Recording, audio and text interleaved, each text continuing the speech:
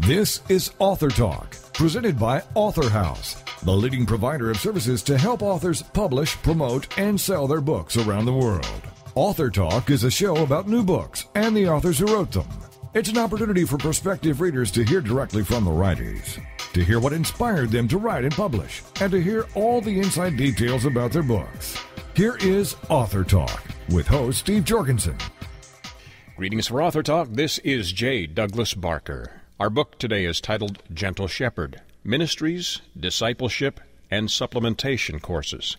Our author, who joins me from Idaho, is Rayola Kelly, and this book was also co-authored by Jeanette Haley, one of her associates.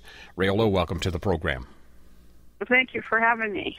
Glad to visit with you and share your story. 575 pages. This is an extensive read. It's more than just something you could sit down and casually go through. What is the style of your book?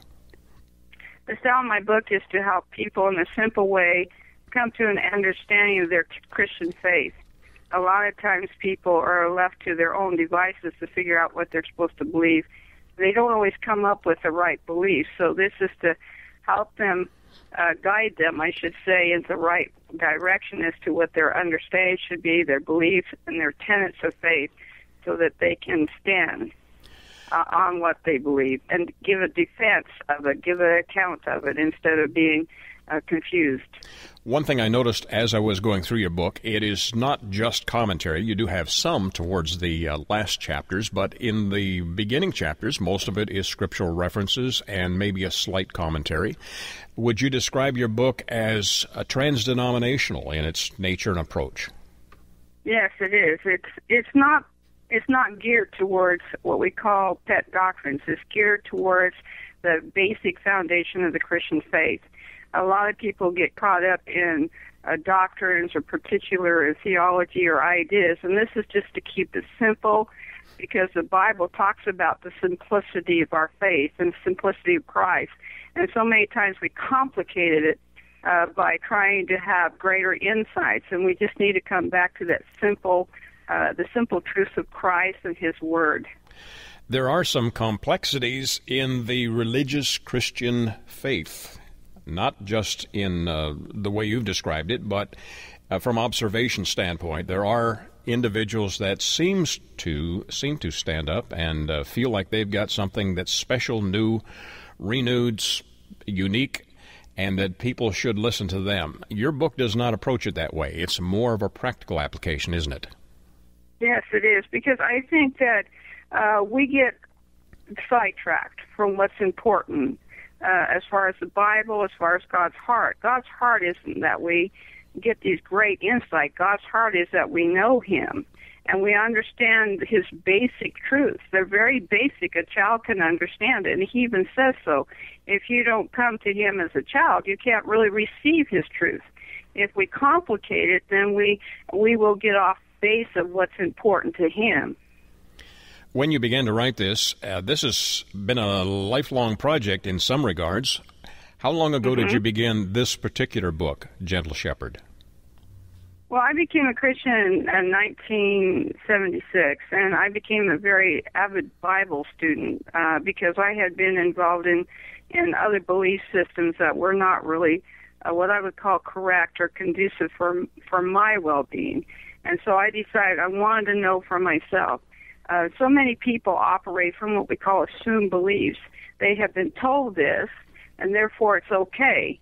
But it's up to each individual to find out what they really want to or need to believe for themselves, because I can't defend somebody else's beliefs. So I set out to know for myself.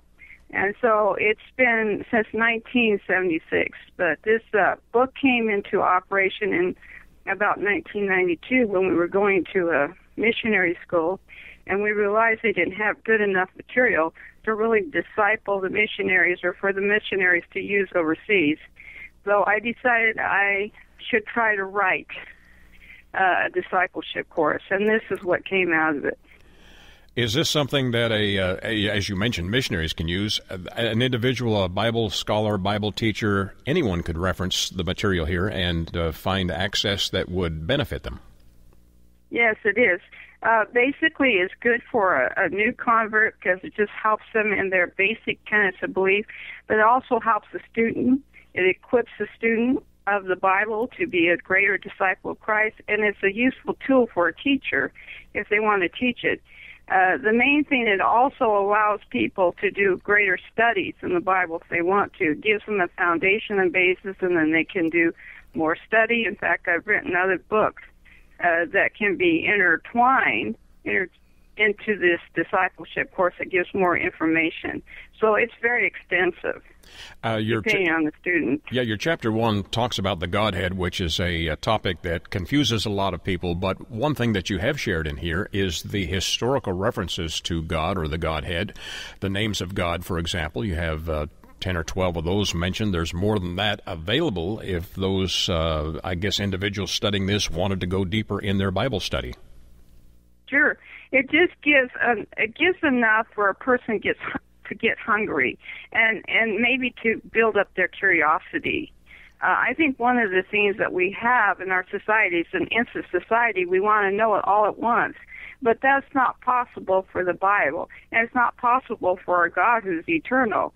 And so we have to be willing to allow our curiosity to be stirred up so that we will go deeper and further into our studies. And I hope that this, discipleship course sort of gives them that little taste so that they'll go deeper and want to know more for themselves. You've also given the reader opportunity, if he is a student or if they choose to be, an opportunity to put personal notes and establish a growth path that way as well. Yes, I want people to put their own understanding down. And the beauty about learning is that if you put your own understanding down and then you go back through it, you will realize how much you have learned. And so I want them to put their own heart into it, their own understanding, their own meditation, their own thoughts in it, how it impacted them. And so I wanted to give them the opportunity to do that as well. And again, I'll underscore for the listener, most of your commentary is not commentary, but just scripture references, maybe a short paragraph describing what that content is about. You do get a little more involved towards the end of the book, but in the first few chapters, it's pretty straightforward. That's your approach, isn't it? Yes, I want scripture to speak for itself. I think there's a lot of opinions out there, and I have my opinions too. But that doesn't necessarily make it proper for somebody else. And so I try to keep the commentary down, and my goal in this discipleship course was to connect the dots. The Bible is so full of information, but the dots have to be connected for a person to have a complete picture. So my goal was to use Scripture to connect the dots for people so that they could have a fuller picture of who God is, what salvation is, what the gospel is, all those issues that we have to come to terms with.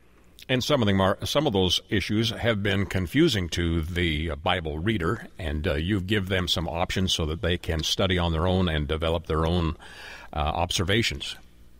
Yes, I don't want to tell people how to believe, and I think that's a problem with a lot of different denominations. They want to influence how people believe. I want people to come to terms with who God is for themselves, because it's up to them to know God for themselves, and they can't know God through somebody else. And so my goal was to give them some options and encourage them to study it out for themselves and to establish their own belief system and not be controlled or dictated to by other people. And, of course, again, it comes down to you can't defend other people's beliefs.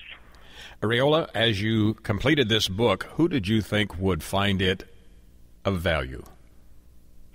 To me, any Christian that's hungry and thirsty and really just wants the simple truth.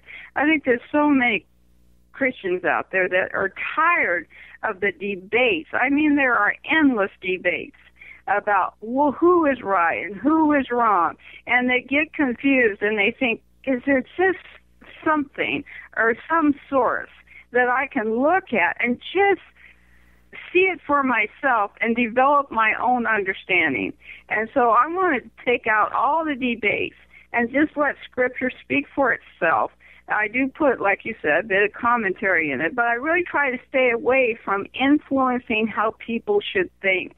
I think they need to come to terms with that for themselves. To describe this to my listeners in a couple of sentences in a condensed form, the abbreviated version, how would you do so?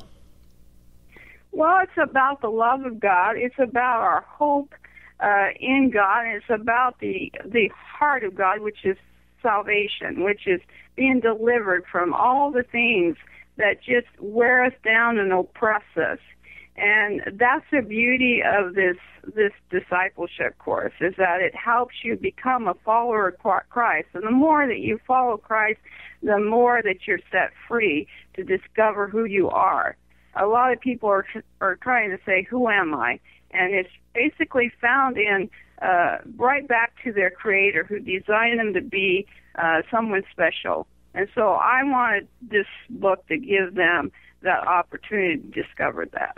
And the student can take it at their own pace and develop their own understanding by taking their time if they need to. Yes. You can take as much time as you want. You can get other resources and study the text or study the theme and come out with a better understanding. I just wanted people to get a little bit hungry and thirsty. There's so much out there that people are just inundated. And what do you eat of? What do you partake of? What do you believe? And so this was my way of just cutting out all the nonsense that's going on and giving people an opportunity just to come back to the simplicity of who Christ is and the simple truths of His Word. Would you underscore that might be the approach that you took in order to make it different from others in the marketplace? Yes, well, it is, but it's more extensive. A lot of the discipleship courses that I've seen, there is this influence to cause people to think a certain way. But the other part is it's not extensive. Most discipleship courses are very surface, and it's a quick way of trying to get people, at a certain place. But this is a discipleship course that is to bring balance to a person's understanding, at the same time give them the opportunity to meditate for themselves what they should believe and what they should know. 575 pages. What were the challenges in getting this completed?